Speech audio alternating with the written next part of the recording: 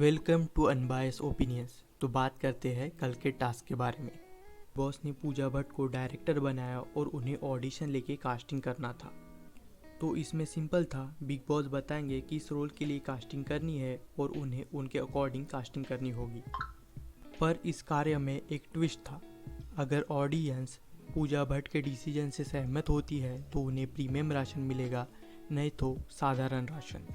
तो पहले विलन के रोल के लिए कास्टिंग करनी थी।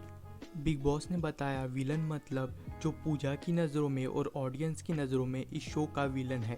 तो पूजा ने सबसे पहले ऑडिशन के लिए मनीषा को बुलाया और जो उन्होंने खुद ने कहा कि ये अनयूजुअल कास्टिंग है और मनीषा ने इस रोल के लिए साफ साफ मना कर दिया कि वो अपने आप को बिग बॉस का विलन नहीं देखती। फिर उन्होंने एल्विश को ऑडिशन के लिए बुलाया और उन्हें मैनिपुलेट करने की कोशिश की कि आप इंटेलिजेंट विलन बनोगे। तो एल्विश ने स्पोर्टमैन स्पिरिट दिखाते हुए उन्होंने ऑडिशन दे दिया।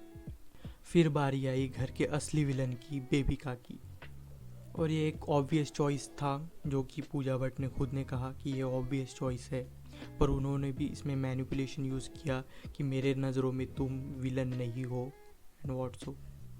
पर उन्हें पता था कि ऑडियंस की नज़रों में बेबिका ही विलन है, तो उन्होंने बेबिका को कास्ट कर दिया एज ए विलन। फिर बारी आती है हीरो के दोस्त के कास्टिंग की। इसमें पूजा दी ने आशिका और जैट को बुलाया। आशिका ने अपना स्टैंड लिया और कहा कि मैं अपने आप को हीरो का दोस्त नहीं देखती। फिर आशिका स्टूडियो से बाहर निकल गई। फिर उन्होंने जैट को बुलाया और उन्हें मैनिपुलेट किया कि आप मुझे हीरो के दोस्त लगते हो, आप खुद नहीं जीतना चाहते। फिर पूजा भट्ट ने हीरो का दोस्त के लिए जैट को चुना और जैसे ही जैट को चुना गया उसके एक्सप्रेशन देखना, वो खुश नहीं था। फिर बारी आती है पासिंग शॉट के ऑडिशन के लिए। इसमें वो दो लोगों को बुलाती है, मनीषा और आशिका को, लेकिन उन्होंने अविनाश को नहीं बुलाया जो कि इस रोल के लिए थोड़ा बहुत फिट था। बिग बॉस कहते हैं पासिंग शॉट या नो डायलॉग का मतलब है कि उनके बातों का कोई मतलब नहीं होता। लेकिन पूजा भट्ट इसी बात को मैनिपुलेट करते हुए बोलती है कि किसी को अपनी प्रेजेंस बिना डायलॉग के भी दिखा सकते हो, और वो ट्राई करती है मनीषा और आशिका को कन्विंस करने के लिए इस रोल के लिए, पर दोनों मना कर देती है। बट इन द एंड वो मनीषा को पासिंग शॉट नो डायलॉग के लिए कास्ट कर लेती है। वो बस मनीषा को इंसल्ट करना चाहती थी इस रोल के लिए कास्ट करके। फिर इसके बाद बारी आती है हीरोइन के रोल के लिए।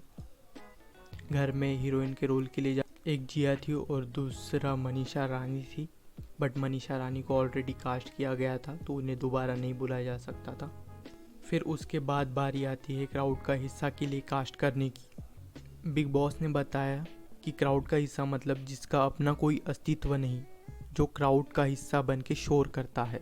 तो इसके लिए उन्होंने दो लोगों को बुलाया, अविनाश और आशिका, और पूजा भट्ट ने आशिका को एज अ क्राउड का हिस्सा चुन लिया।